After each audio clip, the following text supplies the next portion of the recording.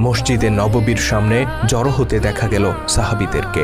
তাদের মধ্যে কাজ করছে এক ধরনের চাপা উৎকণ্ঠা। বেশ কয়েকদিন ধরেই অসুস্থ মহানবী হজরত মুহাম্মদ সাল্লাল্লাহু আলাইহি সাল্লাম। রাসূলুল্লাহর এই অসুস্থতা সাহাবীদের মধ্যে সৃষ্টি করেছে চরম উদ্বেগ। কারো চোখে ঠিকমতো ঘুম নেই, হৃদয়ে এতটুকু সুখ নেই। একটি প্রবল আশঙ্কা, চরম অস্থিরতা তাদেরকে ঘিরে ধরেছে। মসজিদে নববীর পাশেই ছিল নবীজি সাল্লাল্লাহু আলাইহি সাল্লাম এর ঘর।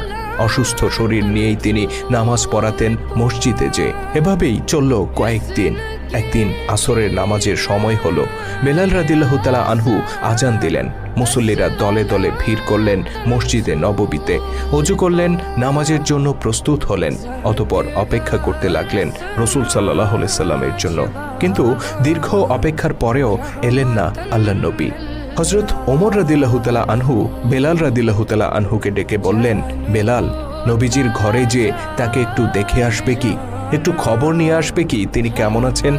বেলাল রাদিয়াল্লাহু তাআলা আনহু চলে গেলেন নবীজির ঘরে।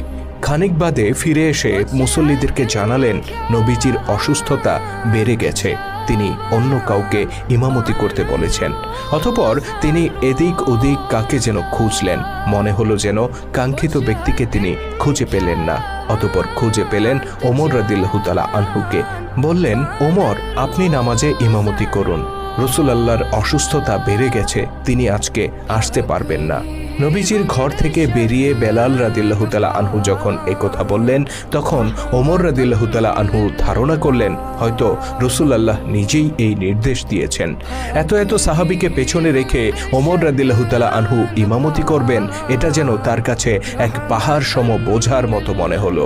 কিন্তু রাসূলুল্লাহর নির্দেশ মনে করে তিনি অনিচ্ছা সত্ত্বেও ইমামতি করলেন।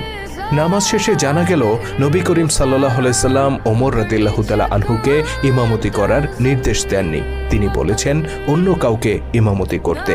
তিনি আশা করেছিলেন আবু বকর রাদিয়াল্লাহু তাআলা আনহু ইমামতি করবেন। হযরত বেলালও রাসূলের ঘর থেকে ফিরে এসে শুরুতে আবু বকর রাদিয়াল্লাহু তাআলা আনহুকেই তালাশ করেছিলেন, কিন্তু তাকে না পেয়ে তিনি ওমর রাদিয়াল্লাহু তাআলা আনহুকে ইমামতি করার অনুরোধ করেছেন।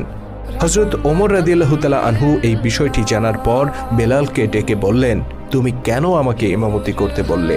আমি ভেবেছিলাম এটা রাসূলুল্লাহর নির্দেশ। যদি জানতাম এটা রাসূলুল্লাহর নির্দেশ নয়, তবে আমি কখনোই ইমামতি করতাম না। বেলাল রাদিয়াল্লাহু তাআলা আনহু বললেন, আমি আবু বকরকে না পেয়ে ভাবলাম আপনি নেতৃত্ব দেওয়ার যোগ্য, তাই আপনাকে অনুরোধ করেছি। খানিক বাদে মাগরিবের নামাজের একটু আগে মসজিদে নববীতে আসতে দেখা গেল